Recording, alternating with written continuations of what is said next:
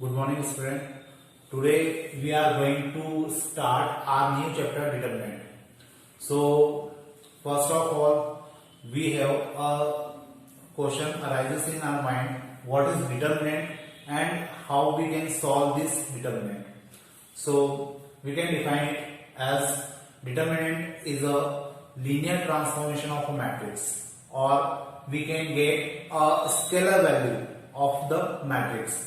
अगर मैं यहाँ पर डिटरमिनेंट को आपको समझाना चाहूँ तो डिटरमिनेंट क्या करता है, एक लीनियर ट्रांसफॉर्मेशन होता है मैट्रिक्स का, जिससे हमें क्या मिल पाती है, एक स्केलर वैल्यू हम लोग मैट्रिक्स की निकाल सकते हैं। मतलब जब भी हम लोग मैट्रिक्स को डिफाइन करते हैं तो मैट्रिक्स को डिफाइन करने के लिए हमें या तो उसको कुछ पर्टिकुलर ऑर्डर में उस मैट्रिक्स को डिफाइन करना होता है, मतलब कुछ रो होती है, कुछ नंबर ऑफ कॉलम्स होते हैं, और फिर हम लोग एक मैट्रिक्स को डिफाइन कर सकते हैं। लेकिन जब हम लोग डिटरमिनेंट निकालते हैं तो उन रो और ऑर्डर से हम लोग क्या कर लेते हैं, उनको आपस में कुछ तरीके से सॉल्व करते हैं और वहां से हम एक सिंगल न्यूमेरिक स्केलर वैल्यू निकाल लेते हैं। तो उसी को हम लोग क्या बोलते हैं, डिटरमिनेंट। अब डिटरमिनेंट जो होता है, एक्चुअल में डिटरमिनेंट को जब भी आपको निकालना हो तो आपको पहले ये पता होना चाहिए कि डिटरमिनेंट का जो ऑर्डर होता है वो हमेशा इवन होता है। इवन इन द सेंस, मतलब इसको आप लोग स्क्वायर मैट्रिक्स के ऊपर ही अप्लाई कर सकते हो। डिटरमिनेंट कभी भी अलग कॉलम और अलग रो के साथ नहीं बनता, इसमें हमेशा नंबर ऑफ रो और नंबर ऑफ कॉलम इक्वल होते हैं। तो आज हम लोग जो चैप्टर स्टार्ट करने वाले डिटरमिनेंट, तो इस डिटरमिनेंट के अंदर हम सबसे पहले देखेंगे 2x2 के डिटरमिनेंट को सॉल्व करना, या हम लोग यहाँ पे देखने की कोशिश करेंगे कि डिटरमिनेंट सॉल्व किस प्रकार से होता है। तो देखिए, मान लेते हैं मेरे पास एक डिटरमिनेंट है 4, 5, 2, 6। डिटरमिनेंट को हम लोग हमेशा किससे डिनोट करते हैं, दो वर्टिकल लाइंस के थ्रू। यहां पर जैसे हम लोग जब मैट्रिक्स बनाते थे तो मैट्रिक्स को हम लोग इस प्रकार से शो करते थे, लेकिन मैट्रिक्स को शो करने के अलावा जब हम लोग डिटरमिनेंट को शो करते हैं तो उसको इस प्रकार से लिखते हैं। क्लियर है? तो ये डिफरेंस होता है मैट्रिक्स और डिटरमिनेंट के अंदर। यहां पर मल्टीपल वैल्यूज होती है और यहां पर हमेशा आपकी equal number of row, equal number of columns होंगे। मतलब ये हमेशा स्क्वायर टाइप का मैट्रिक्स होगा और उसी का डिटरमिनेंट हम लोग निकाल पाएंगे। तो जैसे मेरे पास यहाँ पे 2x2 का डिटरमिनेंट है, मुझे इसको सॉल्व करना है। तो इसको सॉल्व करने के लिए हम लोग क्या करेंगे, 4 का मल्टीप्लाई 6 में करेंगे, तो 4 इंटू 6 माइनस 2 का मल्टीप्लाई 5 में करेंगे, तो 2 into 5, then we get 24 minus 10 and thus we get 40। So ये जो 14 हमें मिला है, ये क्या मिला है, एक स्केलर वैल्यू। किसकी स्केलर वैल्यू है, एक मैट्रिक्स की। ये मैट्रिक्स को हमने डिटरमिनेंट में कन्वर्ट किया और उसकी स्केलर वैल्यू हमने यहाँ पे फाइंड आउट कर ली। तो जितने भी 2x2 के डिटरमिनेंट होते हैं उनको सॉल्व करने का ये तरीका होता है। मैं आपको एक दो एग्जांपल और देना चाहूंगा। जैसे मेरे पास यहाँ पर मैट्रिक्स है 3, 2, 5, 7, 3, 2, 5 और 7। मुझे इसको सॉल्व करना है। तो इसको सॉल्व करने के लिए हम लोग क्या करेंगे, इसका मल्टीप्लाई यहां करते हैं और इसका मल्टीप्लाई यहां करते हैं। तो 3 into 7 minus 5 into 2, this will become 21 and this is 10, so we get 11।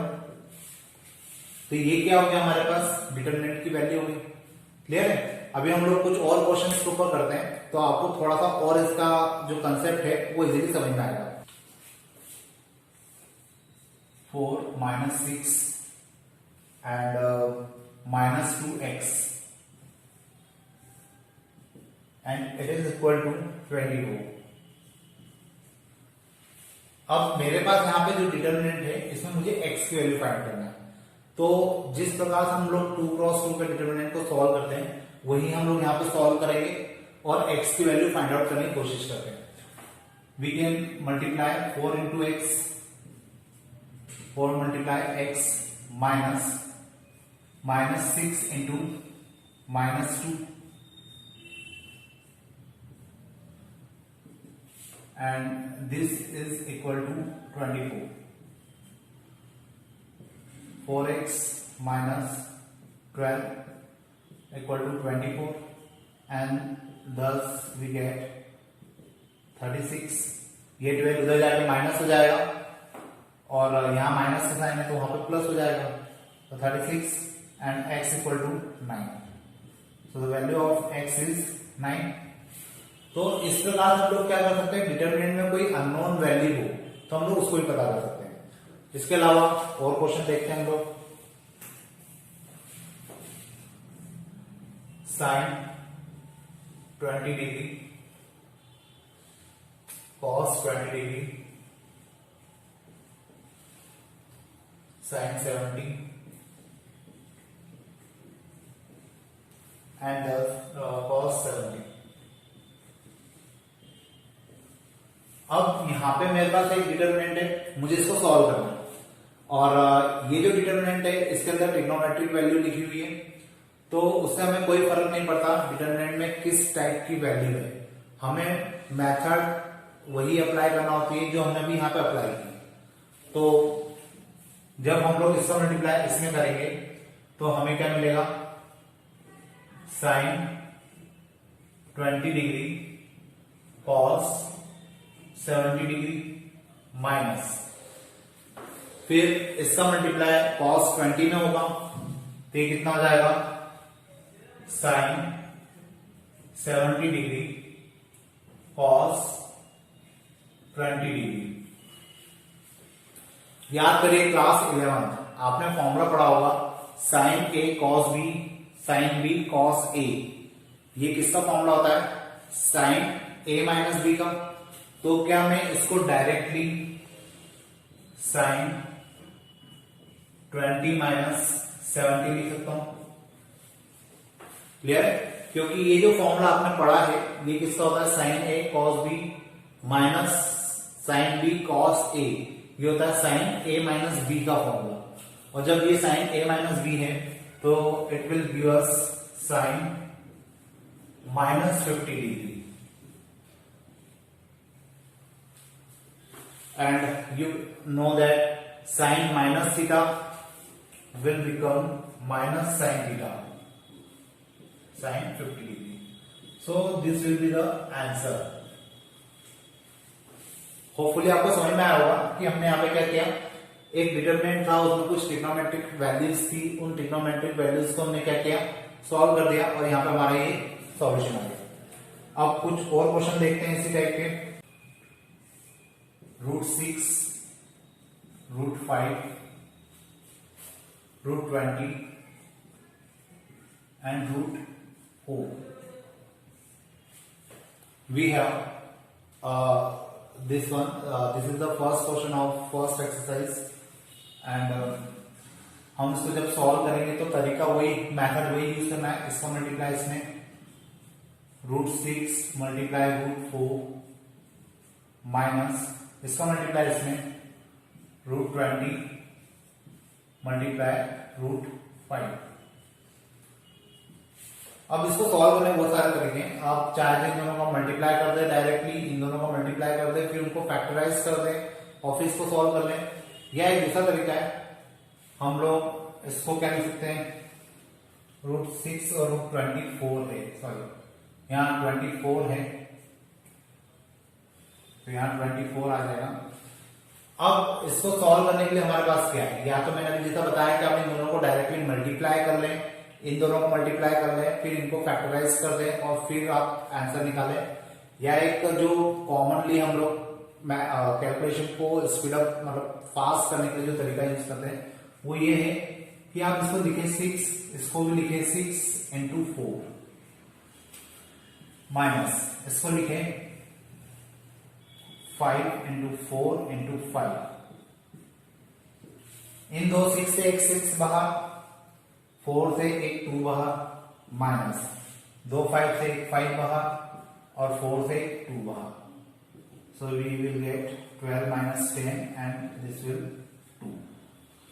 तो ये हमारा आंसर हो जाएगा। तो आप चाहे तो इस प्रकार से भी क्वेश्चन कर सकते हैं और इस प्रकार से ये थोड़ा शॉर्ट हो जाता है। ठीक है, नेक्स्ट क्वेश्चन की तरफ चलते हैं। ये भी एक ट्रिग्नोमेट्रिक क्वेश्चन ही है। sec x 10x then we have 10x sec x, 10x और sec x। देखिए अब इस क्वेश्चन को अगर मुझे सॉल्व करना है तो क्या करना पड़ेगा, मेथड वही है सॉल्व करने की, इसका मल्टीप्लाई इसमें कीजिए, इसका मल्टीप्लाई इसमें कीजिए, then it will become sec square x minus 10 square x। Clear है, मैंने डायरेक्ट किया है, इसका मल्टीप्लाई जब इसमें किया तो sec स्क्वायर x हो गया, इसका मल्टीप्लाई इसमें किया तो ये हो जाएगा 10 square x। And class 9 class 10 आपने ट्रिग्नोमेट्रिक जब पढ़ना स्टार्ट किया था तो वहां पे ये फॉर्मूला था और इसकी वैल्यू कितनी होती है 1, तो ये हमारा आंसर हो जाएगा।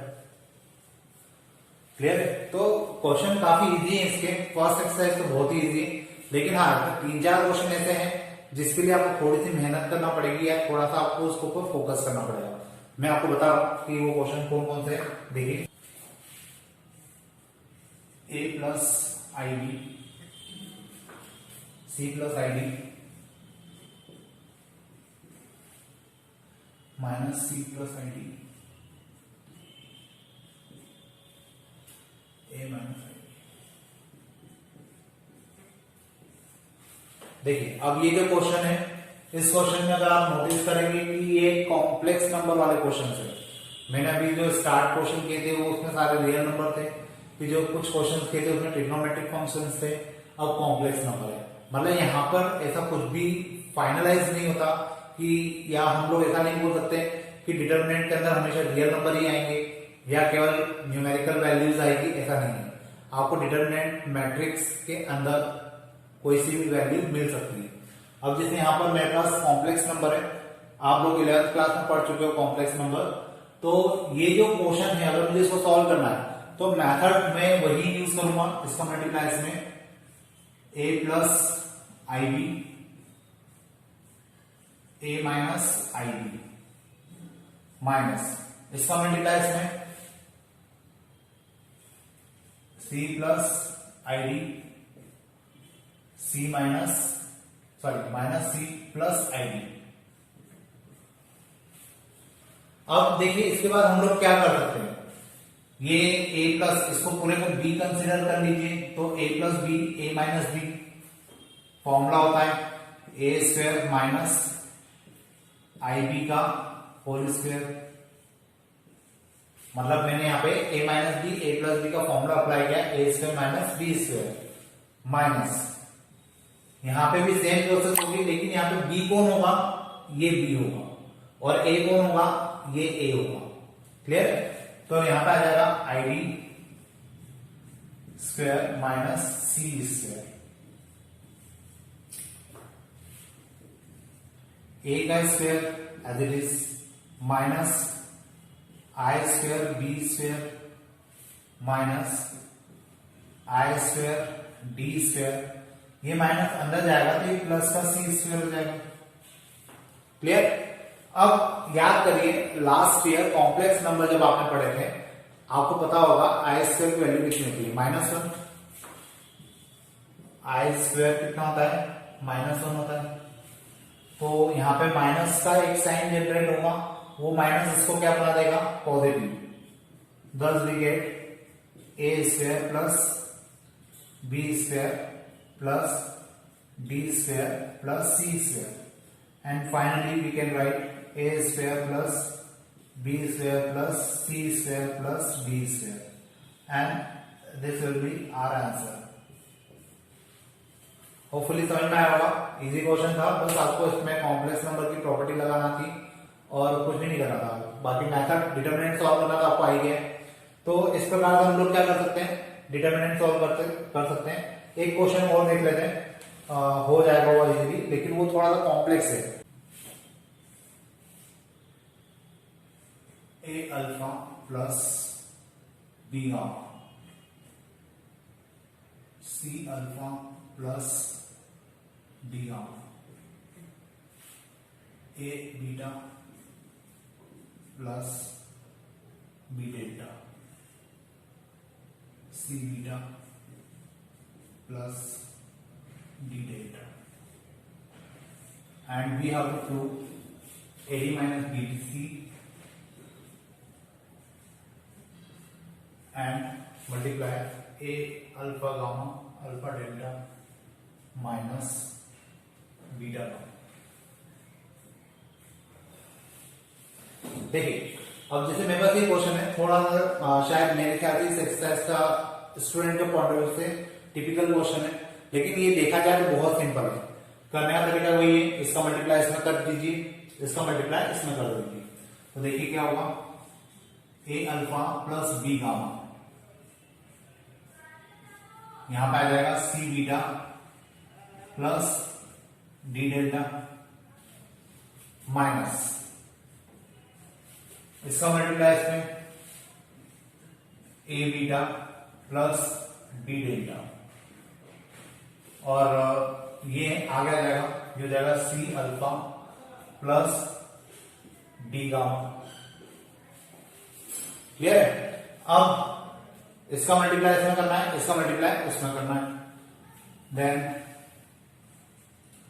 ए सी अल्फा बीटा, इसका मल्टीप्लाई इसमें करेंगे a D alpha delta plus इसका मल्टीप्लाई इसमें करेंगे बी सी गामा बीटा, इसका मल्टीप्लाई इसमें होगा plus B D gamma delta. Clear है? अभी तो मैंने केवल इन दोनों को मल्टीप्लाई किया, अब मुझे उनका मल्टीप्लाई करना है, minus A C alpha beta minus A D beta gamma plus इसका मल्टीप्लाई इसमें होगा, इसका मल्टीप्लाई इसमें होगा, then it will become b C alpha delta plus B d, इसका इसमें होगा बी डी हो गया डेल्टा। बस आप लोग जब इनका मल्टीप्लाई करें तो इस बात का ध्यान रखिए कि कहीं कैलकुलेशन या कहीं पे मल्टीप्लिकेशन में कोई टर्म आगे पीछे ना लिखा है। ठीक है? अब इसके बाद A C alpha beta plus A D alpha gamma sorry alpha delta plus B C gamma beta plus B D gamma delta minus A C alpha beta minus A D beta gamma minus B C alpha delta, ये minus last में जाएगा तो यहां आ जाएगा minus B D delta gamma. Hopefully समझ में आ रहा होगा, मैंने सिंपल सा मल्टीप्लाई किया है। इसके बाद अब देखिए ये टर्म और ये टर्म कैंसिल, इसके अलावा ये टर्म और ये टर्म भी कैंसिल। अब आपके पास क्या बच रहा है, a D alpha delta plus B C gamma beta minus A D beta gamma minus B C alpha delta. केवल ये चार टर्म बच रही है। अब इन चार टर्म में से देखिए इस टर्म में और इस टर्म में क्या कॉमन आ सकता है, ए डी कॉमन, यहां बचेगा alpha delta minus beta gamma. ठीक है? और इन दोनों में से क्या कॉमन, बी सी कॉमन, तो जाएगा gamma beta minus alpha delta. Clear है? अब ये दोनों टर्म एक जैसी बन सकती है। ठीक है? अभी फिलहाल अल्फा डेल्टा आगे है, अल्फा डेल्टा यहाँ पीछे है, यहाँ बीटा गामा आगे है, यहाँ गामा बीटा मतलब यहाँ पीछे और यहाँ आगे है। तो हम लोग क्या लिख सकते हैं इसको, a D alpha delta minus beta gamma, minus का साइन इनमें से कॉमन निकालते हैं तो ये हो जाएगा बी सी alpha delta minus gamma beta. हमने इनमें से माइनस का साइन कॉमन निकाला तो ये टर्म आगे पीछे हो जाएगी। अब फाइनली क्या होगा, ये वाली टर्म और ये वाली टर्म कॉमन है, निकाल सकते हैं, तो alpha delta minus beta gamma और दूसरे में आ जाएगा AD माइनस BC। तो ये हमारा क्या हो जाएगा, आंसर हो जाएगा। ठीक है, तो इस प्रकार से हमें क्वेश्चंस करना है।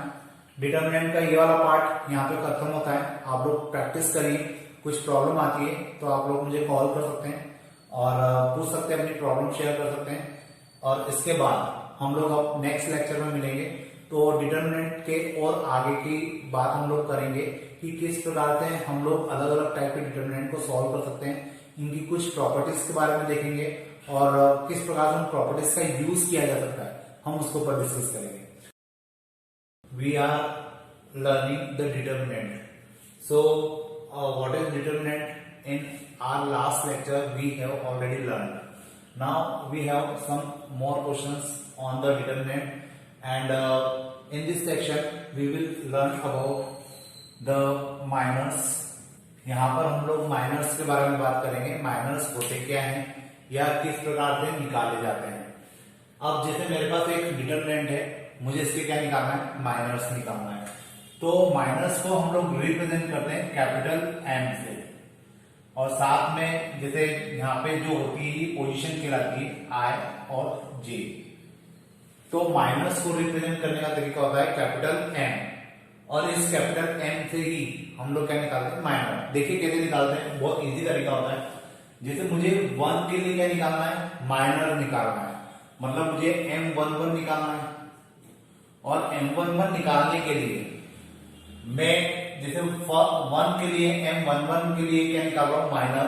तो उसके लिए मुझे इस रो और इस कॉलम को छोड़ना होगा। मेरे पास क्या बचेगा, केवल ये 4 एलिमेंट बचेंगे। इसको मैं यहां लिखूंगा -5 6 0 -1। क्लियर है? इसके बाद इसको जब हम आपस में सॉल्व करेंगे तो क्या आएगा, -5 इंटू -1। हमने कल जो लास्ट लेक्चर हुआ था उसमें हमने देखा था कि किस प्रकार से 2 क्रॉस 2 के डिटरमिनेंट को सॉल्व किया जाता है। तो उसी प्रकार हम लोग इसको सॉल्व कर रहे हैं। 0 into 6, so it will give us 5 minus 0 and it is 5. Now the next minor is M12. M12 means for this element we are going to find out M12 minors. M12 इस रो को छोड़ दीजिए, इस column को छोड़ दीजिए, हमारे पास कौन से 4 एलिमेंट बचेंगे, 4 6 7 और -1। तो उसको यहां पे लिख दीजिए 4 6 7 और -1। So M12 will be 4 into -1 minus 7 into 6 and it will give us -4 minus 42, that is -46। Clear? अब ये तो अभी हमने 2 ही एलिमेंट निकाले, अब थर्ड एलिमेंट के लिए निकालते हैं। तो ये हो जाएगा M13 इक्वल टू मीन्स अब हम लोग किसके लिए निकाल रहे हैं, 3 के लिए। तो जब 3 के लिए निकालेंगे तो यहां पर हमारे पास कौन से 4 एलिमेंट आएंगे, देखिए ध्यान से। इस रो और इस कॉलम को छोड़ दीजिए, ये 4 एलिमेंट हमारे पास बचेंगे। 4 -5 7 और 0, यहां आ जाएगा 4 -5 7 और 0। क्लियर? अब इसको अगर हम लोग सॉल्व करें, अब मैं थोड़ा सा डायरेक्ट कर रहा हूं। 4 इंटू 0 कितना हो जाएगा, 0 माइनस 7 इंटू 5 -35 और ऑलरेडी यहां माइनस का साइन है तो ये +35 and it will give us 35 only. Next element is M21. M21 means ये वाला एलिमेंट। इसके लिए मुझे माइनर निकालना है। अब जब इसके लिए माइनर निकालना है तो हम लोग इस रो और इस कॉलम को छोड़ देंगे। हमारे पास कौन से 4 एलिमेंट बचेंगे, 2 3 0 और -1। 2 3 0 और -1। अब अगर मैंने इसको सॉल्व किया तो कितना आएगा, M21 इक्वल टू ये हो जाएगा -2 -0, इट मीन्स -2। नेक्स्ट M22 अब मुझे किसके लिए निकालना है, -5 के लिए निकालना है। तो जब हम लोग -5 के लिए निकालेंगे तो ये रो और ये कॉलम छोड़ देंगे, तो कौन से एलिमेंट बचेंगे, 1 3 7 और -1, 1 3 7 और -1। और यहां से हमें क्या मिलेगा, 1 into -1 -1, 7 into 3 -21 and this will be -22। Clear है। अब उसके बाद हम लोग निकालेंगे किसके लिए, M23 के लिए। तो यहां पे हो जाएगा M23 इक्वल टू, जब हम लोग इसके लिए निकाल रहे हैं तो ये वाली कॉलम और ये वाला रो हम लोग छोड़ देंगे, हमारे पास बचेगा 1 2 7 0। तो यहां आ जाएगा 1 2 7 0। और जब हम लोग इसको सॉल्व करेंगे तो हमें क्या मिलेगा, 1 0 मतलब ये हो जाएगा 0, 7 into 2 मतलब -14, फाइनली हमें यहां मिलेगा -14। अब हम लोग नेक्स्ट इस एलिमेंट के लिए निकालेंगे, ये हो जाएगा M31। तो M31 यहां लिखते हैं हम लोग, और M31 के लिए जब अपन निकालेंगे तो ये वाली रो और ये वाला कॉलम छोड़ दीजिए, हमारे पास 4 एलिमेंट कौन से होंगे, 2 3 -5 और 6। तो यहां लिखेंगे 2 3 -5 और 6। और जब इसको सॉल्व करेंगे तो कितना आएगा, 2 into 6 हो जाएगा 12 -5 into 3 हो जाएगा 15। तो ये प्लस का 15 हो जाएगा और यहां आ जाएगा 27। क्लियर है। फिर नेक्स्ट एलिमेंट हमारा 0 है, 0 को हम लोग क्या बोलेंगे, M32।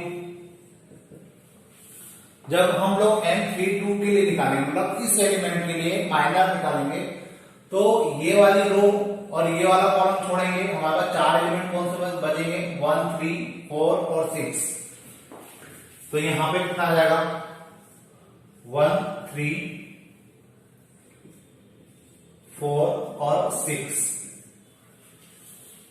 फिर इसको भी सॉल्व कर लेते हैं, तो ये हो जाएगा 6 -12 and it will give us -6। Last element M33। M33 means -1। -1 को जब हम लोग सॉल्व करेंगे तो इस कॉलम और इस रो को छोड़ना है, हमारे पास केवल ये 4 एलिमेंट बचेंगे, मतलब 1 2 4 और -5।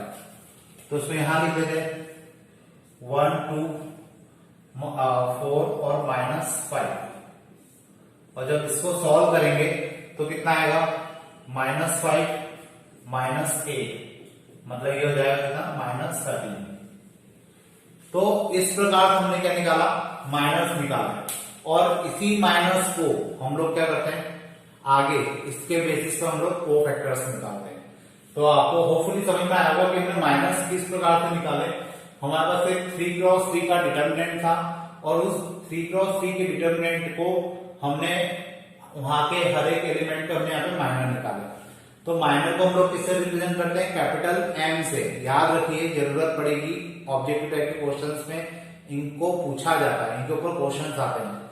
माइनर निकालने का तरीका मैंने आपको बताया, जिस भी एलिमेंट का माइनर आपको निकालना है उस एलिमेंट को छोड़कर, मतलब उस एलिमेंट की जो पोजीशन है, जिस रो और जिस कॉलम में है, उस रो और उस कॉलम को छोड़ दीजिए।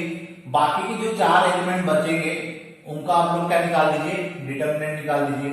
तो इस प्रकार से जो हमें एलिमेंट मिलता है वो क्या कहलाता है, माइनर कहलाता है। फिर M12 मतलब हमें 2 का निकालना था, तो M12 लिखा हमने इसको। और इस 2 का अगर माइनर निकालना है तो इस रो और इस कॉलम को छोड़ दीजिए।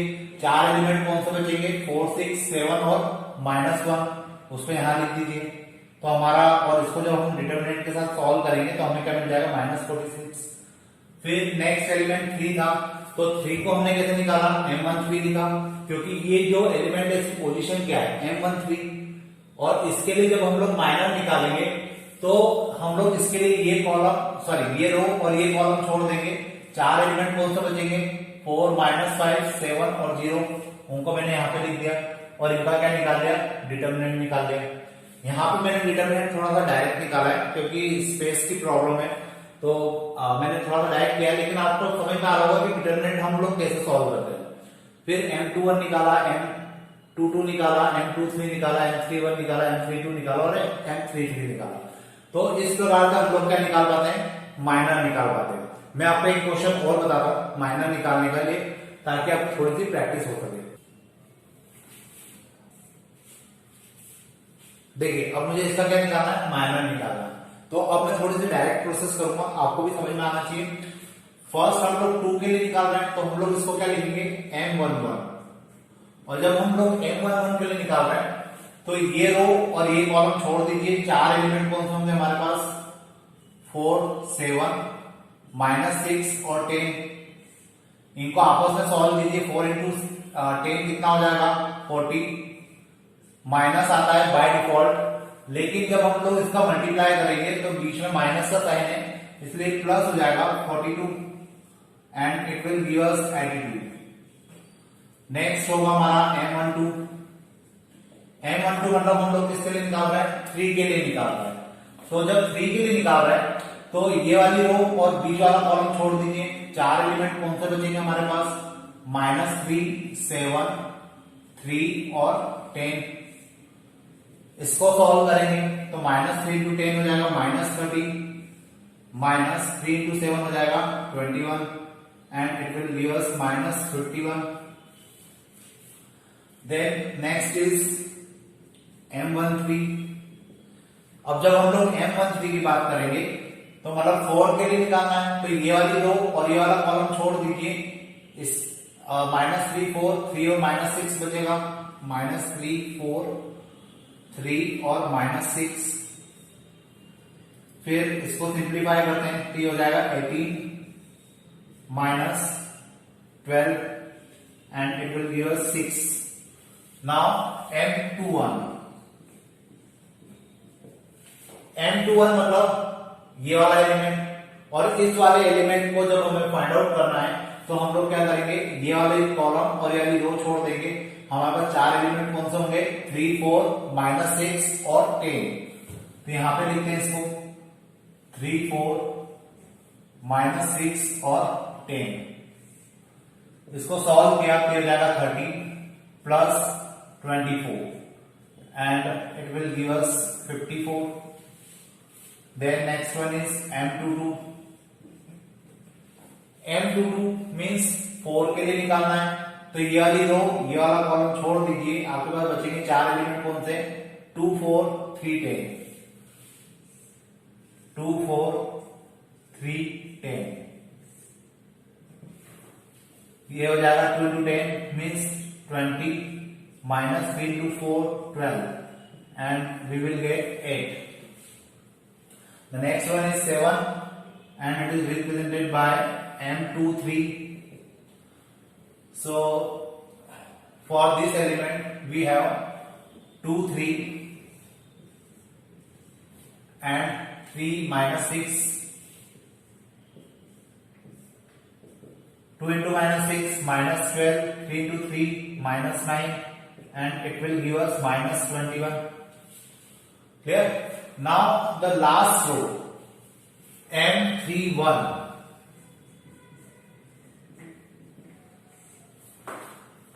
M31 के लिए क्या होगा, 3, 4, 4, 7, 3, 4, 4, 7. So 21 -16 and it will give us 5 only. Clear? Then -6 and it is counted as M32. M32 means इस एलिमेंट के लिए ये रो ये कॉलम छोड़ दीजिए। 2, 4, -37, 2, 4, -37, 14 plus 12 and it is 26. Clear? The last one is M33 equal to 10 यहाँ आ जाएगा 2 3 minus 3 4 minus 2 3 3 4 and minus 8 minus 9 it will give us minus 70। तो अब आपको ये समझ में आएगा कि हम लोग माइनर किस प्रकार से निकालते हैं और किस प्रकार से माइनस को कैलकुलेट किया जाता है। अब जब हमारा इसके बाद आगे वाला जो लेक्चर होगा या जो भी नेक्स्ट वीडियो आपको मिलेगा उसमें आप लोग देखोगे कि कोफैक्टर्स कैसे निकाले जाते हैं। अभी तो हमने माइनस निकाले, अब इसके बाद हम लोग नेक्स्ट लेक्चर में क्या देखने वाले हैं, कोफैक्टर्स कैसे निकाले जाते हैं या 3x3 के डिटरमिनेंट को किस प्रकार से सॉल्व किया जाता है। तो जो कोफैक्टर्स हम लोग निकालना सीखेंगे वो कोफैक्टर्स बहुत हद तक माइनस पे ही डिपेंड करते हैं। मतलब कोफैक्टर और माइनर के बीच में एक रिलेशन होता है, तो अपन उस रिलेशन की भी बात करेंगे कि वो रिलेशन क्या है और उस रिलेशन के बेसिस पर अगर हमें माइनस पता हो तो हम लोग कोफैक्टर्स कैसे निकाल सकते हैं। वो सारी चीजें हम लोगों को कहां पढ़ने मिलेगी इसके नेक्स्ट लेक्चर में। तो अपन अब आज के लिए इतने ही रखते हैं। Thank you.